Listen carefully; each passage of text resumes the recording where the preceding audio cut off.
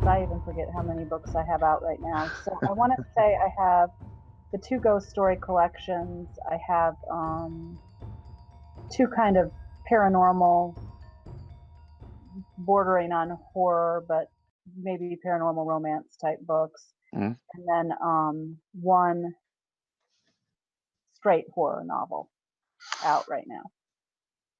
And you are not only an author, you are also a psychotherapist as well, Yes. a Yeah. psychologist, Yeah. and you specialize in Jungian psychology, psychiatry, Well, psychology. How does that work?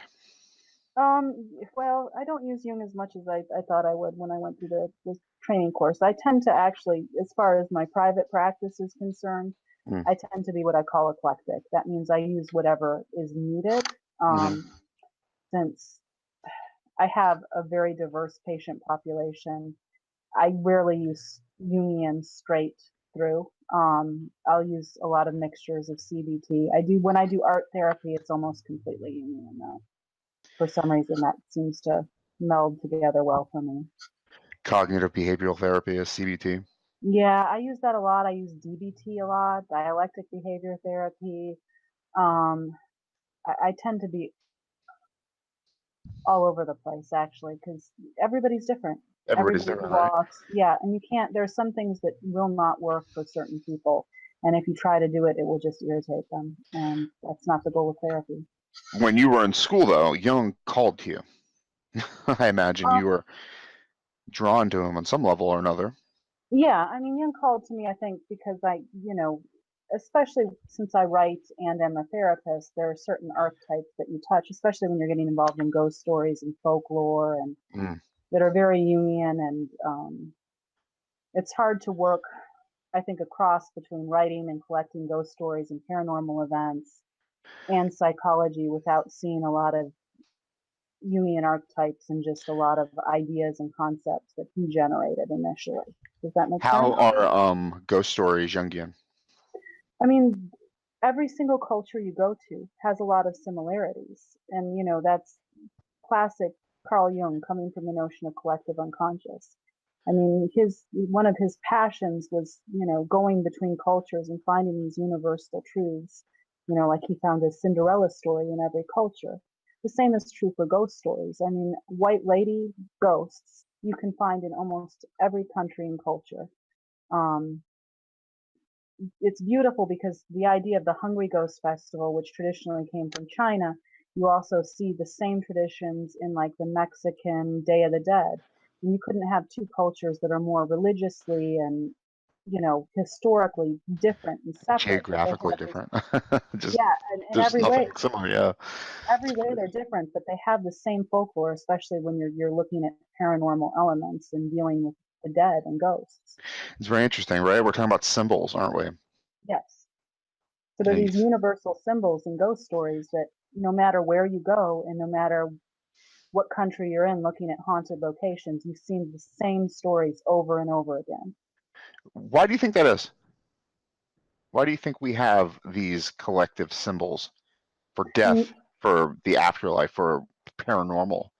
Jung wanted, I mean, that's where Jung diverged from Freud and where they had their big schism, is Jung believed it was spiritual. He believed these things were universal truths and there was a collective unconscious or a spirit that ties us all together and we're all bound and they are in fact truths.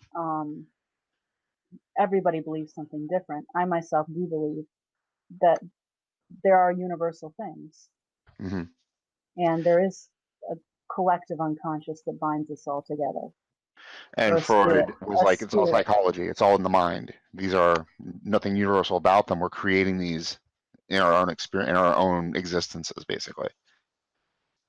No, I mean Jung believed in the spirit. That's where he differed No, I'm from saying Freud. Freud. Did I say I meant Oh Freud? yeah, Freud saying the opposite. Freud thought that made a mockery of science to put anything spiritual to anything was a mockery of the science of what they were trying to do, and he was trying to gain respectability for psychiatry and take it out of the dark ages. So he hated it. He thought it was all in the mind, and that's where we needed to stay. He thought that Interesting. spirituality should be left to the priests and the rabbis. So you are an expert in terms of your profession, and you've seen, psychology at work. Do you think that, I mean, I'm putting you on the spot. Do you think there's some kind of collective consciousness at work? Are you Yeah, I allowed mean, to say? there's definitely some universal truths. I mean, that's the only explanation is there is something spiritual and there is a collective unconscious and something that binds us all together. I mean, otherwise it wouldn't appear in so many cultures across so many peoples. There I has mean, to be some truth in it. the similar is us, isn't it? We're always going to be in every culture, the human Yes. part of it. So I I mean, you mean, could what, say, what, you could argue that there is a biological need for these universal spiritual truths that you see in all cultures, but the question is in the details. I mean, yes, you could say that biologically humans need something spiritual, something divine to reach out for. Yes, that would be the counter explain, right? argument. I mean, what is it? But then how specifically would you explain why so many cultures have the one single ghost story, the white lady ghost story? You see what that in is the almost white, every culture.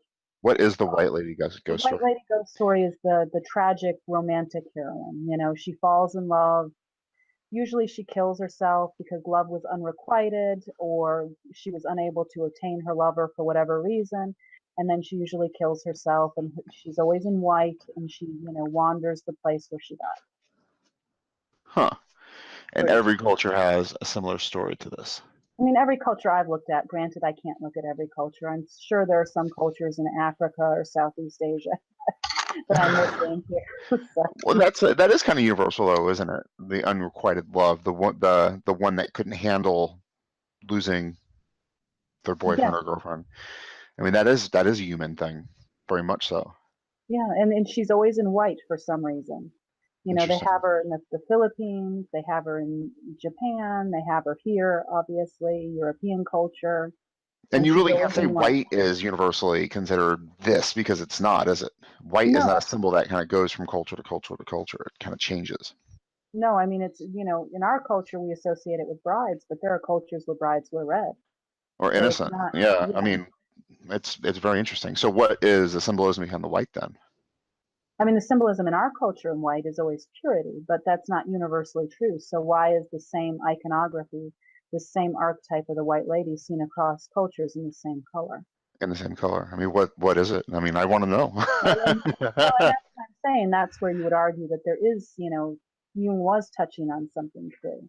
Some Because universal yeah, there was consciousness. some universal spiritual undertow that bound us together and that we're touching and seeing something true. Otherwise, we wouldn't all see it the same despite all our cultural differences. Does that make sense? Yeah, absolutely. Do you think, is there kind of in every, I was wondering getting on this call with you or this conversation, whether or not in ghost stories you have the hero's journey, but I guess you kind of do, don't you? Oh, yeah.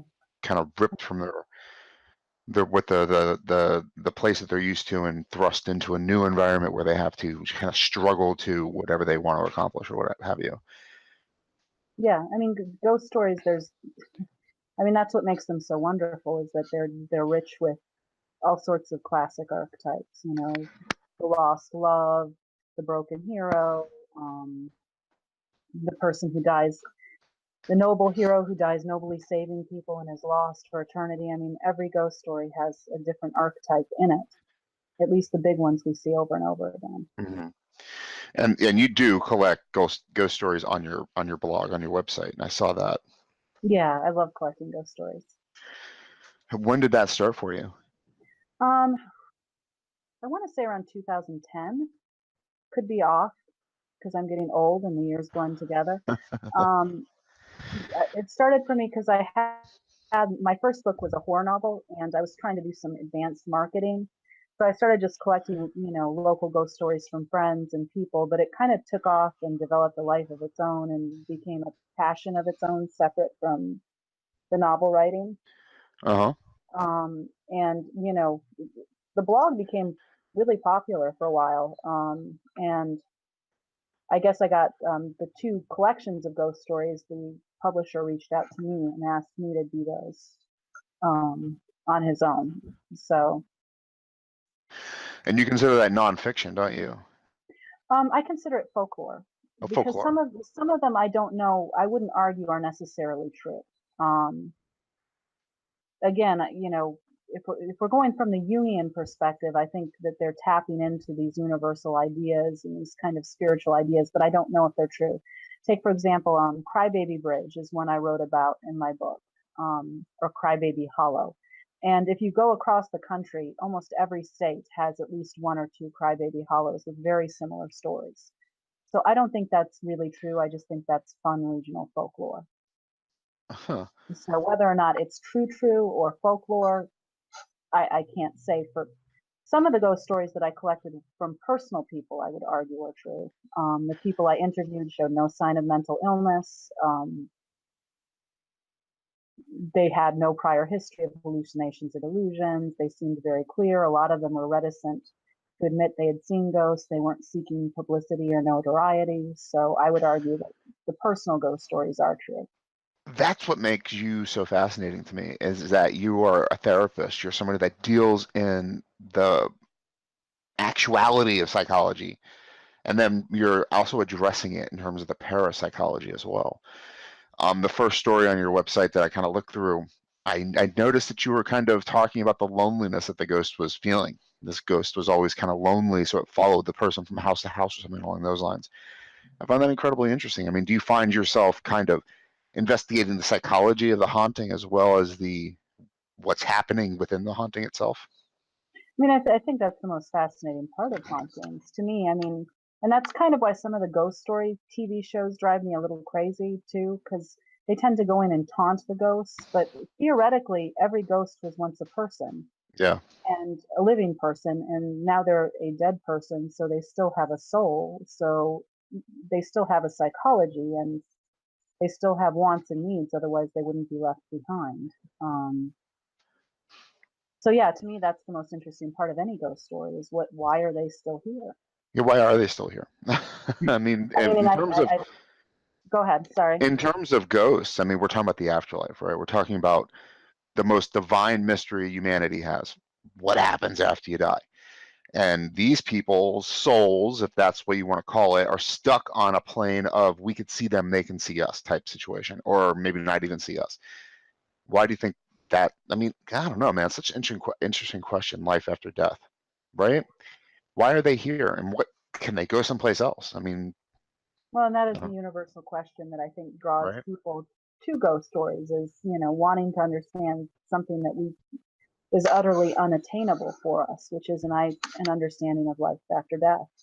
And of course, I can't answer that question more than anyone else, but it always feels to me when I'm dealing with these ghost stories that the universal theme behind every ghost story is that there's something that makes them stuck. They're not happy. They're left behind because there's something they don't want to leave Earth for. That's another And that's universality, every isn't it? Is story. they're always sad. They're not happy ghosts. There's no such Well, thing as a I'm a content person haunting this, whatever it is. even if they were willingly staying behind, there's something that they don't want to let go of on Earth, and that's why they're staying. Does that make sense? Hmm. So there's a house that they can't leave behind, or there's a person they can't leave behind, or a memory, something. I mean, the idea of hauntings themselves are universal too, which is incredibly interesting because it's not just one crazy person on a hill going, I've been haunted. Has been happening forever. The idea of ghosts and something otherworldly living in our homes. Yeah, spirits, and not just our homes, our hillsides, our train stations. I mean, every place has ghost stories. Battlegrounds. Yeah. I mean, what is it? What what does Jung say about the ghost story itself? The symbolism there. I mean, Jung would, I don't, actually, that's an interesting question because I don't think Jung directly addressed, and he should have because he was contemporary to the paranormal movement at the turn of the last century, at the turn of the 20th century, when they were doing all the seances. And Hmm. I don't think Jung particularly commented on that, except for the psychology of loss. I think he kind of steered a little bit clear of that. Now I'm going to have to do some more research on that Was to be what you sure. said he was a religious person or a spiritual person? he was a spiritual person, and if you read his stuff, he gets quite. I mean, he can go off the deep end a little bit with his spirituality. He's not tied down, I think, to one notion of spirituality, and he seems to. His Big Red book is one of my favorite books, and in it he seems to fight a lot with his own spirituality and his own notions of God and what spirituality is, and again, looking for the afterlife and what everything means. I mean, there are some psychological movements that suggest that having spirituality helps with balancing. You know, The spirituality is shown to help medically, across the board, not just for psychology, but people who have some form of spirituality live longer, are happier, have less anxiety, less heart disease, kind of across the board. Um, the big thing right now is meditation and mindfulness, regardless of your religion, your faith. If you meditate and you're mindful day to day, you live longer. If you're happier, you're less anxious. that's very So true. whether that meditation is prayer to a specific God or whether you're just meditating in silence, it's kind of all the same, but it has definite health benefits. And what about the investigation into the afterlife? I mean, does that have any health benefits? Does that help you sleep at night, kind of pouring into the idea of hauntings and ghosts and things like that? I mean, certainly people who go into this, the psychology of the people who go into this in and of itself is kind of fascinating. I mean, the biggest time when, to me, the biggest times when people are most interested in spiritualism and paranormalism as it is now, are times of great transition and strife. You look at the big spiritualist movement, starting around 1910 and going into the teens, around World War One, when the Spanish flu was going around. There was a lot of hardship then, a lot of PTSD from the war, a lot of death. That's very true. Very Fixate true. I mean, on I studied literature in college, and there's a whole turn right after World War II where people just started to really investigate their mortality and what time is and society and all this good stuff. And it was a horrible moment in history that kind of generated a lot of art, a lot yeah, of thinking. and a lot of, I mean, I think thought that needed to happen because a lot happened around that time as far as medicine and psychology and literature, and but it was also a lot of hardship. And I feel like similar things we're not having the same things now, but I think our culture is kind of struggling and grasping and, looking for answers to life after death is part of that. We're looking for answers in general. We want to Right. know what's going on and why we're going through this and give Millions of meaning to people our died lives. violently in a period of like 3 or 4 years, 5 years, 6 years, however long World War One lasted. We talked about North Korea kind of launching a nuclear weapon or something along those lines and doing damage. Nothing compared to what they went through in the turn of the 20th century involving that and those No, casualties.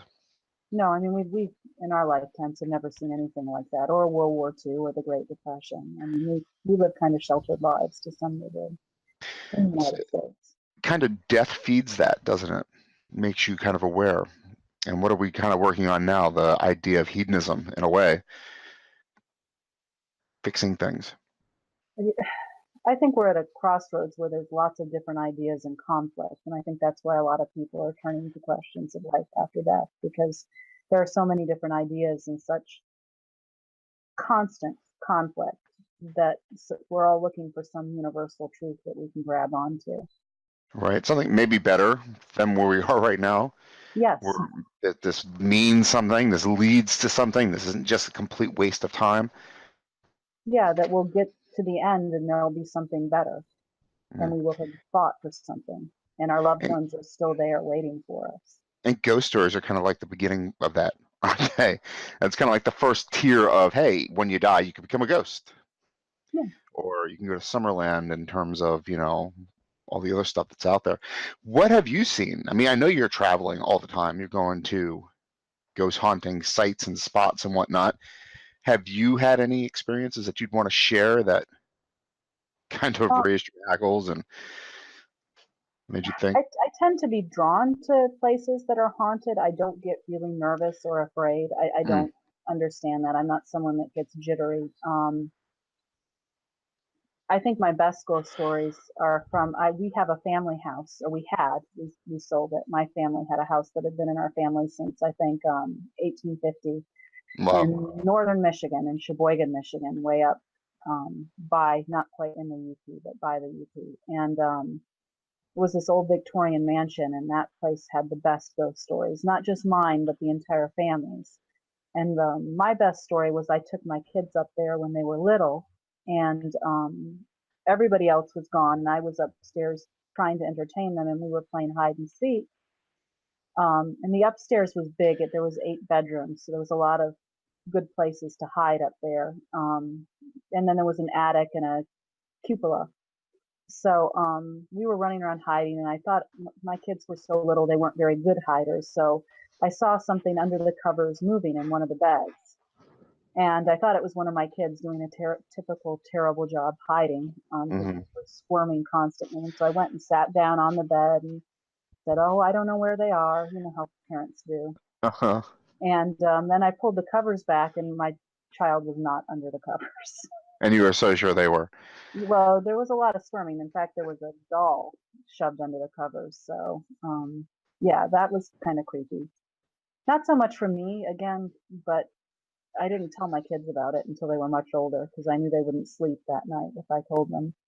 Did you tell anybody about it? Not right away. I waited until, because my family is notoriously not good at keeping secrets. So, I just waited until we were out of the house before I told people about it, because I didn't want my kids to catch wind of it, because they would have been sleeping on my face for the rest of the trip. So, Do you have to tell the potential buyers of that property that the house is haunted? Hey, my entire life we've been seeing stuff. it's interesting you bring that up, because my parents are putting their house on the market, and my parents, the house they're in has had quite a bit of paranormal activity one way or another.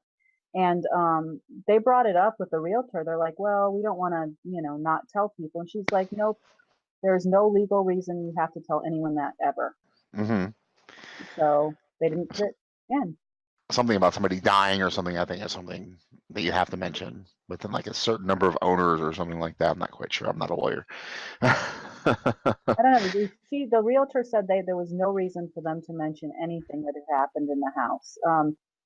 So I don't know if that's just Alabama, or, but she sent me a copy of the clause that, I mean, there's a distinct clause that they are not just, that you don't have to disclose that. So, In general, we're very supernatural. We're very what am I looking for here? The word is uh my brain just went completely blank. But in terms of ghosts and hauntings and stuff, even the most skeptic person's going to like think twice about getting a haunted home.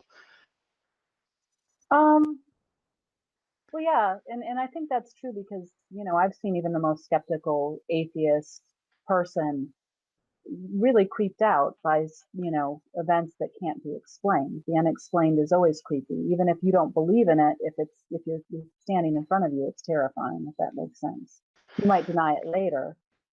um you know in my I know quite a few atheists who've had, and agnostics who've had a lot of paranormal run-ins, and they'll try to come up with reasonable explanations, but you can tell it still shakes them, because the unknown is always scary, Hmm.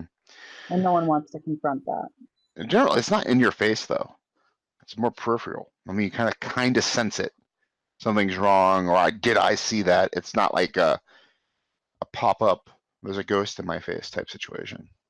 I have a theory, from collecting all these ghost stories, because I've noticed a few things about that. All these hauntings, the kind of most hauntings, what I've noticed is that they're not malevolent. They're just kind of like the lonely ghost story. They're just there. They wander about. They seem like they're just hanging out. There's not anything really negative or terrifying about it. But when the ghosts are a little malevolent, what I've noticed is that they don't start out big. They start out small, and if the person becomes more and more afraid, they tend to get stronger and stronger as it goes along. Does that Oh, make that's sense? interesting. Yeah. So it's almost like they feed on fear and negative energy. And I've had several clients lately too who have had some paranormal experiences, and it seems like the more negative energy in general they're putting out in their home life and in their personal life, the stronger it gets. And then it gets a little bit better when things start getting better, when there's less negative energy. Does that make sense? Mm-hmm. I'm trying to think of a good example. Well, Amityville. Amityville starts out small, but the more afraid people get, the more upset they get, the worse the haunting becomes. It's almost like that negative energy is a battery that whatever is there is able to feed off of and get stronger. Is there something there, or is it all created by the humans? I mean, I guess that's the ultimate question, isn't it? Are we making this up as we go along and creating the kind of the events in our minds and that become so powerful that basically start existing in the real world? There's no separating fact from delusion. Well, and I mean that is the ultimate question, because we are quite capable of creating false memories and Yep. seeing things that aren't there and imagining things, especially when we're afraid and we have emotions going along with things. What I would love to see, and they never do this, is an actual well-designed scientific experiment with hauntings. Not like ghost hunters do, where they go in and they do a bunch of camera work and stuff, but like, a control group like they do in real science. You go in and you have a double blind study with a control group and an experimental group, and see if the people can actually pick out which house out of a series of houses is actually haunted or has a haunted history. Does that I make would sense? imagine they probably have, and the results have been so disappointing that nobody's actually published them. You know what I That's mean? You have Yeah, to tell somebody that's haunted for them to think, oh, I'm being haunted. If you don't yeah, plant that little seed, then it typically doesn't happen, I would imagine. yeah. I don't know. I haven't seen any data like, yeah. I mean, I imagine they have too, and it is disappointing, and that would be evidence that all of this is in our heads, which is Right? And we don't possible. want that at all. And, getting into the idea of a unified consciousness, which is incredibly amazing to think about. Just the idea of our own individual consciousnesses just baffles us completely, right? I mean, who are we? Where do we come from? Where do we actually exist within this being that we get to ride around in all day long? And is something capable of living beyond the body? Who are you familiar with Jordan Peterson? No. He's a kind of, I don't even know what you would call him. He's not an anthropologist. He's something else, but he got into some stink in Canada about the gender pronouns that they're allowed to use for people by their choices. And he's got some opinions or whatever, but he was talking about consciousness, and he was saying that um, can it exist disembodied, or is it connected to our human existence? You can't separate it out. I mean, that's again the universal question, and why we're all drawn to ghost stories. Because if we can prove these ghosts are real, and if we can prove to ourselves and others, then we know for a fact that our consciousness exists beyond our bodies. And Are I think you that's are the you ultimate hunger, is to know that when we die, the lights just don't go off. right? There's something else. There's something else out there. Or have you done any research into near-death experiences? I've read, oh gosh, Kubler-Ross's work, and I love Kubler-Ross. I mean, she's kind of the one that started all that, and she's kind of a cornerstone for any psychologist too, because she came up with the 5 stages of grief, which is kind of the backbone of all grief counseling. But then she kind of, if you study her, and if you're interested in near-death experiences, she is the one to study. So she was a medical doctor who, spent all her time obviously with people who were dying. So her first tier of research is she noticed, as she was working with all these people that were dying, that their loved ones went through these stages of grief, and she wrote a book on how to cope with grief. But then she kind of derailed as she got older, because she also noticed common threads in people's near-death experiences. And she began to write lots of books on that. And then eventually she herself turned to spiritualism, looking for that thread, of where the soul goes after death. So she became more of a spiritualist and less of a doctor at the end of her life. So her later work is more about spiritualism. Huh. That's fascinating. So she started out thinking that there's some scientific explanation for it all, but at the end, she's like, nope, I can't find it. It's all about God or whatever, or Yeah, spirituality. That's yeah, that's was her journey. Yeah. And she started out just, treatment based, how can we treat grief? People are going to die. How do we treat the grief left it's not about the behind? dead. They're gone. Let's Yeah. handle the living. What's going on with the living? Yeah, that makes sense. But it stopped. I wonder what happened. Well, I mean, I think, all the near death experiences that people had and seeing all the death impacted her profoundly. Seeing And the death. That's what I was thinking. Being impacted by actually watching people die and waiting for those first moments back or something along those lines. She has like some form of PTSD. No. What do you it's think? possible. I never come out strongly that I would argue that we have proof of life after death. I mean, I would like to think we do. Right? You can always have that fantasy, but where's the proof? Where Yeah, I is the mean, evidence? How's that add up? Where's the math at?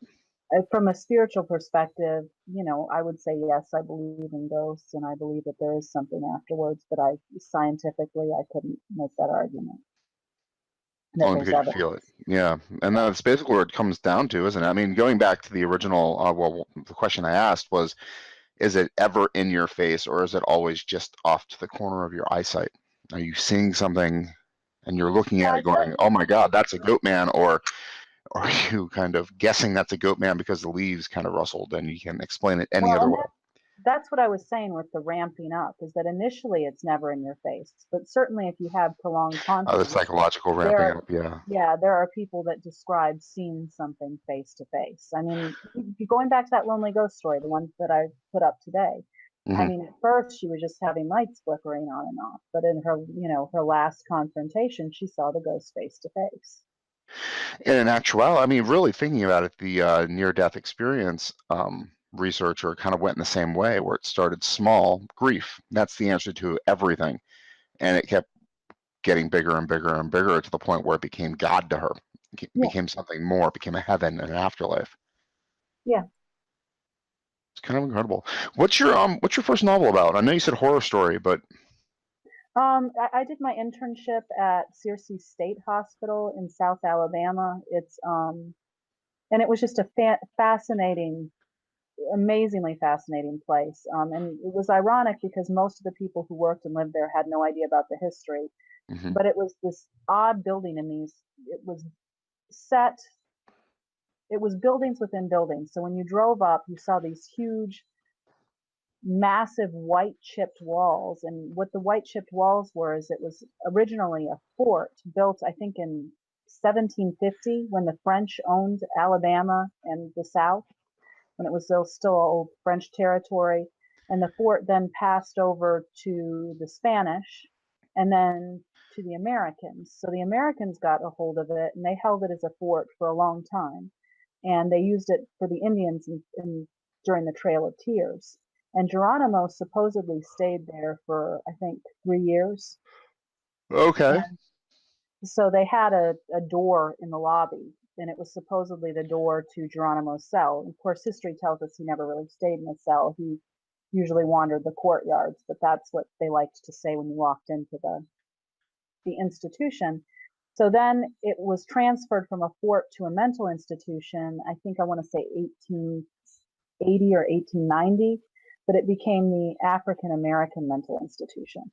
So there were only African Americans there, and they were terribly treated. So you had the Indians with the Trail of Tears, and they weren't treated well there. You had all the old forts and executions, and then you had, the African Americans who were treated very badly. In fact, at one point, it was documented that they had over 2,000 people housed there, and there was only one psychiatrist that would drive by like once a month. Everybody's And, okay. and a He wouldn't even lot of, stop. He would just drive by. yeah, he just drove by. They're all fine. Give them some They're more fine. sedatives. Throw some But prescriptions across the gate and yeah, flutter in the wind. well, and How horrible. the worst part was they had them all working in the cotton fields. Of course.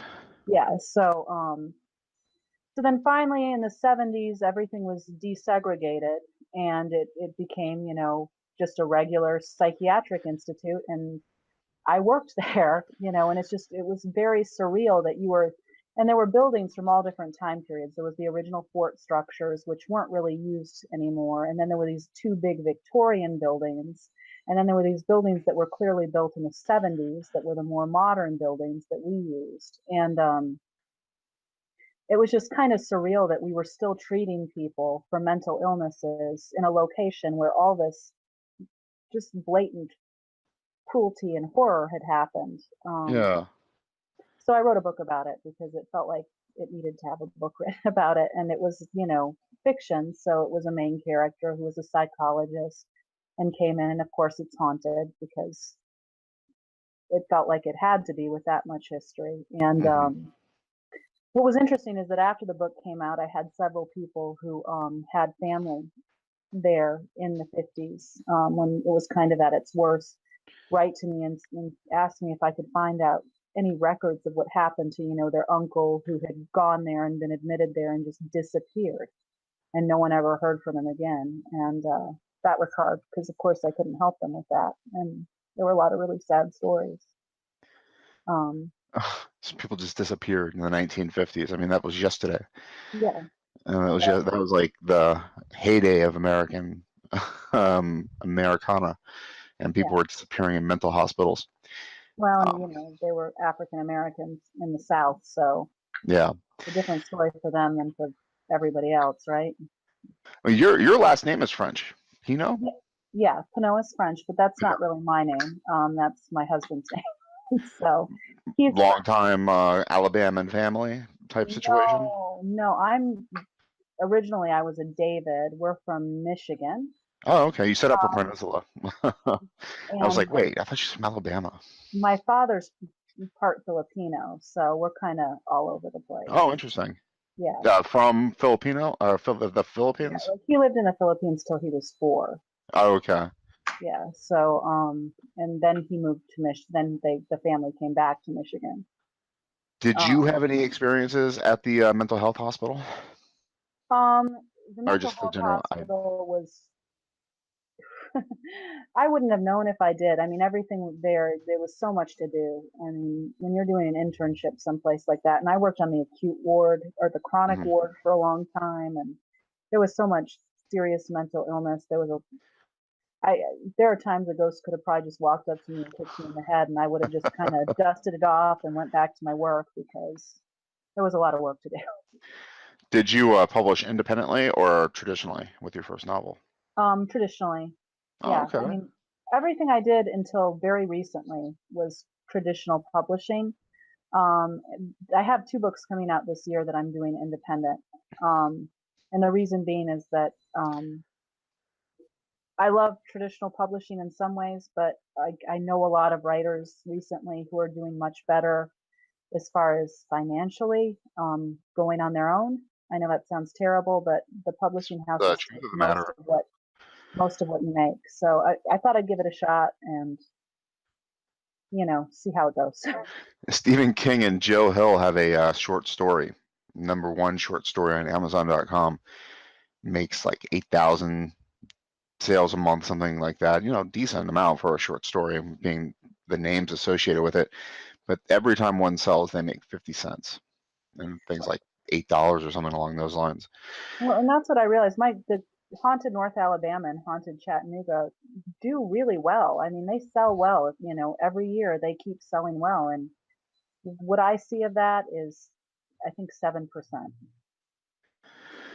And So, did they even do any marketing or anything that was worth the other 93%, do you think?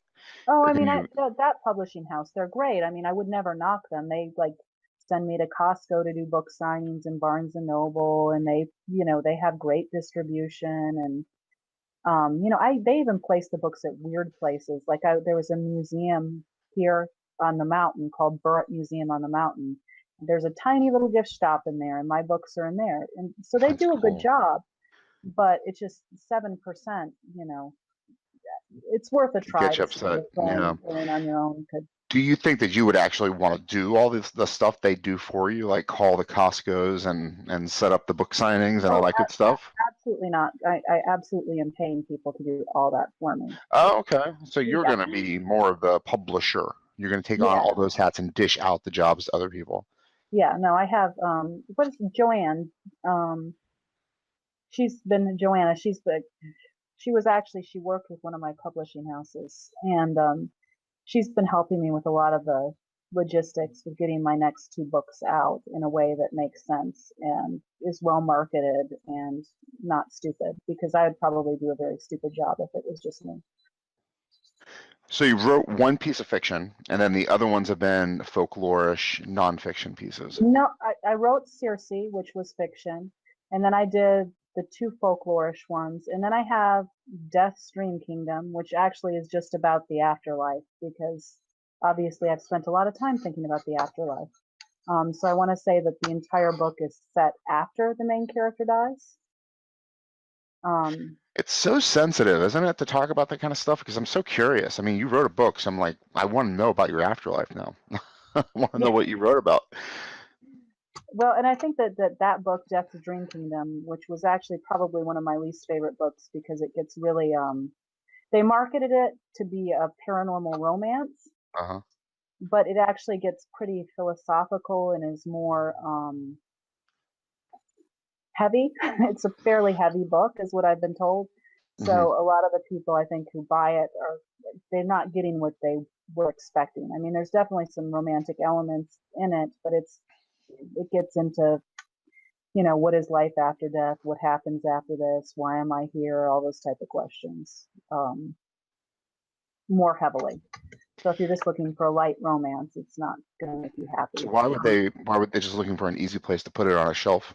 Yeah, I think it's just easy to market paranormal romance. There's a lot of women who like reading it, and so they wanted to put it in that niche. So, but yeah, that's the one I think where I spend the most time exploring life after death. And then my other book was The Accidental Witch, and I think I was having a bad year. I was doing a lot of inpatient psych. So the premise of that book is a psychologist who can't help her patients turns to the black arts to help them. Oh no. Yeah, and starts casting magic spells to try to help all her patients and make them get better. And it Oh, kind it's of like a straight up like fantasy story, basically. yeah, Nice. that was me fantasizing about. Wouldn't it be nice if there was just magic I could use to fix people instead of hoping that their meds work and trying to find the right treatment for them? And because in W- Alabama, there's not a lot of resources. Yeah, in this country, there aren't a lot of resources. It doesn't seem like if you don't have insurance or something, you're really hurting. Yeah. Um, when is your next book about? So I have one coming out in May, which is actually just fantasy again. The Twilight Saint, and it's just like I want to say post-apocalyptic dystopian kind of stuff. So I would say fun because it was fun for me to write. I really enjoyed it, but it probably isn't, what typical normal people who aren't me would think is fun. It's. Man, I read, I can't remember the name of the book title. I think it was like 3 seconds later or something like that. But it was basically somebody launched a EMP attack that hit our atmosphere, knocked out all the power, like in the eastern seaboard area, and people started dying. And it was the most fun book I've ever read in my entire life. I loved it so much. Just a whole bunch of dying and hurt and pain and frustration. So dystopian futures, people love them for some reason. I don't know why. They like to see New York blow up too. Yeah, I have this philosophy that a lot of people secretly crave a simpler life. You know what I mean? Without like 3,000 to-do lists and 800 bills to pay. And, our life is so complicated. In some Hmm. ways it's easy, but there's just so much. And this is what I see is everybody has, with a lot of my patients with anxiety disorders, like to-do lists that are literally so long that no human being can ever complete them because there's so much that we're supposed to do and keep up with. And it's I feel like dystopian novels speak to that because whether even if the world goes up in a ball of flame, at least it's simpler afterwards. Right? Or Um, you're not there anymore, one or the other, or yeah, you're a zombie. and that makes it much more simple than being a zombie. You just Nothing is go more around and simpler than being a zombie. I mean, just look for brains. right. That's true. You don't What have to is worry about laundry if you're a zombie. no laundry because your clothes are gonna fall off anyway. Yeah, and who cares what you look like? You're half rotten. Everybody else around you rotting is rotting. Yeah. They're not paying attention to you anyway. They're looking for the live brains to eat. What is the schedule like after May when the book comes out? Since you're the Um, one that's in charge of this, doing basically all the work, what have you put yourself into? right now, I have a publicist and I'm supposed to talk with her, I guess, on Tuesday. And I think the goal is we're going to do like a book blog tour the week it comes out. And then she's going to try to get me to do some book signings at brick and mortar shops.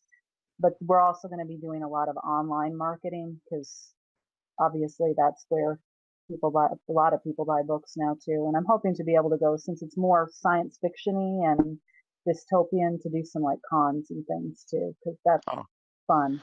Um, and this book is kind of different than anything I've written before, so it'll be a new niche. It's nothing. It doesn't have any horror in it, really, to speak of, or ghosts or witches. Nothing paranormal.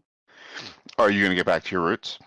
Yeah, I mean, actually, I have another book coming out this year, and it's just odd, the staggering, because you know release times don't coincide with when you wrote them. But I have a young adult book coming out in June-ish, and that one's supposed is essentially Jane Eyre, the story of Jane Eyre mixed with H.P. Lovecraft. So that's definitely going back to my roots. And then theoretically, the sequel to the witch book, the psychologist witch, is supposed to come out at the end of the year too. But that's a publishing house, so I have no say in when that comes out, and I'm not even Okay. sure what they're doing right now. Which book is that? The Accidental Witch. That's the one about the psychologist who turns to witchcraft. And that So one's coming out through a publisher. yeah, and sometime this year. But I can say for sure that the Jane Eyre with H.P. Lovecraft. I don't know if you're familiar with H.P. Lovecraft. Oh, yeah, that's one of my favorites. So that's definitely coming out in June. So I swear we've talked about that book before. It sounds so familiar. we may have. I love that book. I really enjoyed writing it. These Not in were, this conversation either. I don't know. That's a cool. What do you like about H.P. Lovecraft? I mean, everything. I mean, I love his mythos. I mean, I think that's every writer's dream, is to be able to create a consistent world or mythology that can carry over and be kind of beloved long after you're gone. I mean, It's huge too, man. He's got so many gods. His yeah, pantheon is amazing. yeah, and it's just completely unique. There was nothing like it really before him, and a lot of people have built on it, but no one's really topped it since then. So, What do you add to it with your witch story? I mean, Jane, this book is kind of a mixing of my own kind of, mythos that I've built in some of my books, um, and H.P. Lovecraft, and then you have a kind of modern day Jane Eyre character who's an orphan and ends up in this mansion where old gods are being awoken. She has a tattoo that she was born with on her back of a door. And obviously, she's the gateway to something. So you just kind of have to wait it out as you go through the book and figure out what's going on. So what does this bring up for your career later on then? You've kind of crossed over from the folklore books to science fiction and fantasy, the spec genre. Are you going to continue in that vein for a while and see what you can mine? Yeah, I mean, because I think that's what I'm really enjoying right now. Um, when I was doing a lot of the, just writing folklore and straight ghost stories, I was not as successful as a therapist. So I needed my writing to be a job.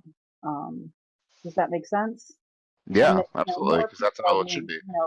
that's more popular right now. Everybody loves ghost stories. So I know that's going to always sell, but this now I can do what I enjoy, and I love writing the fiction. I like storytelling. And yeah, it sounds like you have three books coming out this year, and then beyond that, have you started working on projects, or do you have things always kind of working? Well, I mean, right now, since I have these big series, I'm trying to finish them. Okay. So I'm trying to work on right now. I'm finishing the Jane Eyre H.P. Lovecraft. I have the next book in that series is what I'm working on right now. And then the Twilight Saint, the dystopian fantasy, I've already finished the second book in that series, so I just have one more to write. So I've got to finish that next. And then the last one in the Witch series I've got to finish. So I'm kind of just finishing up loose ends right now, and before I start anything else new. Any trips on the horizon? Any what? Trips like supernatural, paranormal. We're going to Ghost trips? Cancun this summer, and I'm looking forward to that because we're going to go to all the Mayan archaeological sites. Oh, neat. Yeah, that should be a lot of fun because the Mayans have a lot of good mythology and a lot of interesting ghost stories, and yeah, that'll be a lot of fun.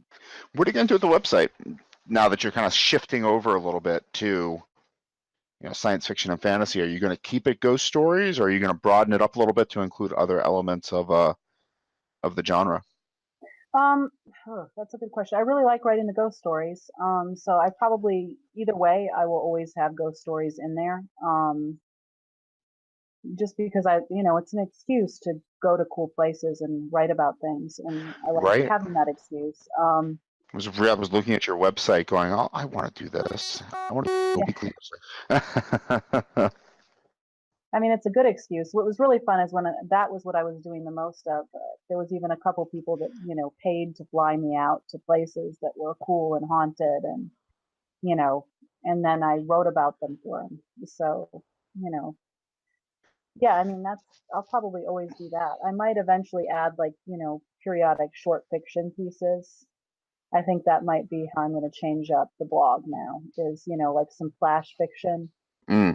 Either just straight horror to kind of blend with the ghost story elements, or horror with some sci-fi elements.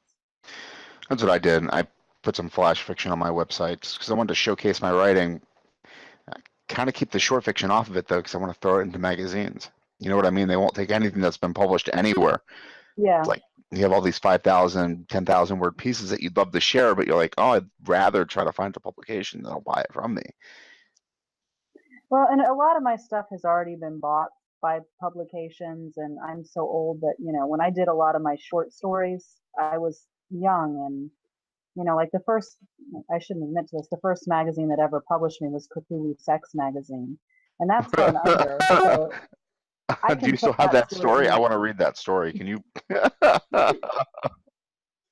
I'll put that one up for you. How's that? Thank you. I appreciate it. What was that publication? You have to tell me what that was about. What was their whole premise? What was their I mean, point? it was mostly H.P. Lovecraft, but it wasn't as, I mean, it was actually very variable. Sometimes it was pretty sexual stuff, but Mhm. sometimes it was just H.P. Lovecraft with some erotic stuff in it or some romantic stuff. But it was everything in there was pretty much H.P. Lovecraft based. That's so cool. I So mean, that guy, he ate beans until the day he died. Dude, and then all of a sudden he's got this resurgence. And I think it really has a lot to do with the internet, how we can collect this stuff together. Because, man, his pantheon was so big. He wrote so many stories. While he was alive, it was hard to kind of grasp who he was as an artist. Now we can kind of see it, I guess. well, I mean, and he had a pretty big fan base while he was alive too. I mean, a lot of people were impressed with him. He had his disciples, but I don't think he was during the wrong time. He Yeah, he was alive died during. impoverished, right? I mean, he used to talk to the guy who wrote Conan. What was that guy's name? Howard? I can't Oh, wait, remember. yeah, I don't know either. It's. I'm looking at one of his books. What was his name? Robert E. Howard. Okay.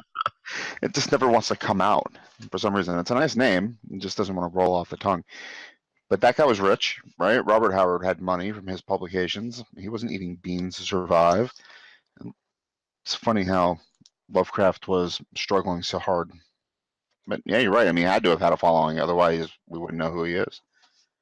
Yeah, I mean, no, he's like Edgar Allan Poe. I mean, he had a following. People read his stuff, just not enough, at the time. I don't know. It's all about timing to me, especially with horror, because there are times when horror just doesn't sell, and there are You times could when sell it a does. vampire story, right? And it pop, and then all of a sudden, vampire stories go dry again. You're wasting your time writing vampire stories, and they've been around forever, hundreds of Yeah, years. Well, I mean, and vampire stories are kind of, yeah. I mean, your writing is all about the timing, right? Hmm. You know, that's what I say. You got to write what you love and hope your timing's right. Just keep Yeah, your and you fingers cannot crossed. time it. That's really, really apt advice. Write what you love. Don't try to write what's popular.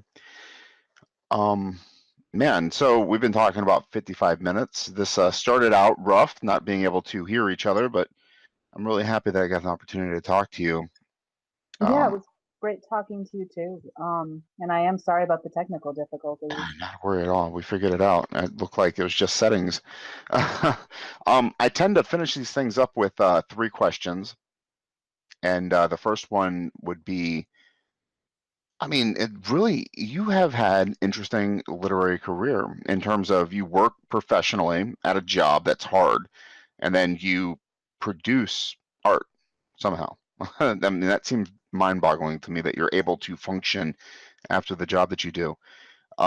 What advice would you give somebody who's struggling to do something like that? Work a job and produce art. Well, I mean, from my perspective, psychologically, if I'm being honest, I think I'm fairly fragile psychologically myself. So for me, if it weren't for the art, I probably wouldn't be able to make it through the other stuff. Does that make sense? You know, So it's like, the art is keeping you afloat. yeah, I mean, it's like The Accidental Witch. I wrote that book because I was not coping very well with the fact that I was in inpatient psych. Everybody who came to me was, for the most part, when I worked there, everybody had recently attempted suicide. Ooh. These people, inpatient psych, are really depressed, really hard cases, the hardest of the hard. And, The Accidental Witch was my answer to that. I felt like I couldn't save all these people, but in some fiction universe somewhere out there, there was a magic that I could use to save everybody. And that fantasy was awesome. And it got me through, having to deal with that. The same thing with Circe. That hospital was really depressing and hard. And, writing the book about it helped me work through those issues. So I think there's a lot of therapy in my writing for me. And that's what keeps me going. Did you know getting into psychiatry or psychology that it was going to be so daunting, so hard I think I emotionally? thought I was a lot tougher than I was when I started this. In fact, I just had a conversation about it. Lately, especially, things have been getting hard again for me as far as my practice, and the people I'm seeing have been through some truly horrific things. And I think, when you're young and you're going into therapy, you think it's going to be, you're going to go in there and save everybody, but you don't Like the realize the therapy is scope the of, answer, right? Like Jung knows what he's talking about. right. Well, we all know what we're talking about. And I've been through school and I'm smart, so I can do this. You don't realize that the scope and the volume of the tragedies you're going to see, and that some people you just won't be able to help as hard as you try and as much as you try. You just can't help them. Because it really does boil down to helping yourself, doesn't it? I mean, you have to do self care. There are entire workshops on that every time I go to a conference. Therapists have to do self care. Otherwise, you stop being functional. Um, so you write, you do your job, and the second question would be, and what do you read? Do you have anything that you would recommend people pick up? And I just finished a series, and the first book was The Bohemian Gospel, and I'm on the last 3 pages of the second book, and it's the Devil's Bible. And it's set in, it spans lots of generations. It starts out in the old Bohemia with a girl who's born different, and then it goes through to modern times.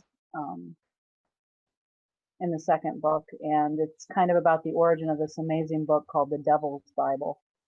love the title. Yeah, it's a really fun couple of books. I enjoyed it. I kind of go through phases with books, so I've been doing kind of a lot of historically based paranormal stuff lately. Hmm. Um, but I think I'm fizzling on that, and I might go in a new direction with my next book. I'm not sure. I'm always looking for new books. You find any, send them to me. I'm eclectic too with my reading. I don't whatever I hear is really great. I wish I was a maven. You know, I wish I was the one that was telling people which great books are out there. I don't like exploring bad books. It's nothing is more frustrating than starting a book that does not suck you in. Totally addicted to that feeling of I can't put it down. Yeah, it's definitely like a drug. When you find a book and it's 3 o'clock in the morning, you're like, I should be asleep. I have to get up and go to work, but you just can't stop reading. Yeah, it's a great I love feeling. it. It's a great feeling. And unfortunately, I don't know, maybe it's a symptom of getting older, but I cannot seem to find that very often. It's like a special thing now. I think to me, it's also that there's so many more books. Like it used to seem like I'd go to the bookstore and there wouldn't be that many books that I was interested in. But now you have this whole vast online universe, and there's so many books out there. It's hard to find which one is And right, and I get overwhelmed. there are hidden gems too. People are writing and giving it away for free. I mean, there's some good writers out there just giving their stuff away for free. Yeah. What a world. What a world. Um, Last question is where can we find you on the World Wide Web? www obviously .jessicapinot.net and ghost stories and haunted places.blogspot.com is my blog. Perfect. If you Google me, Jessica Penot, you'll find me pretty easily. It all pops up. That's how I found your website. I Yeah, know I'm you sent me the that stuff. only Jessica Penot out there. There are some J. Penots in France apparently writing some really interesting articles on medicine, but I am not one of those. You're not in France yet. No, You'll not publish this some. year. Not this year, maybe next year. Yeah. I am so thankful for you hanging out with me for the last hour. It means a lot, and I really enjoyed this conversation. Me too.